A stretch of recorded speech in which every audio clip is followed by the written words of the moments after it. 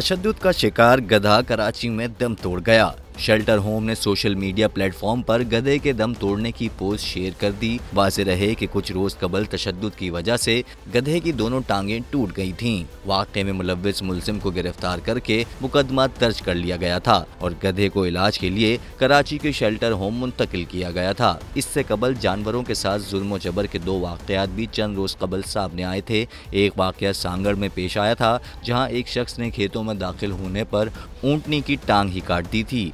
दूसरी जानिब वाक़े में रावलपिंडी के थाना रवात की हदूद में गंदम की कटाई के बाद पानी पीने के लिए आज़ाद छोड़ी गई गधी के इलाके के बाअसर शख्सियत ने कान काट दिए थे।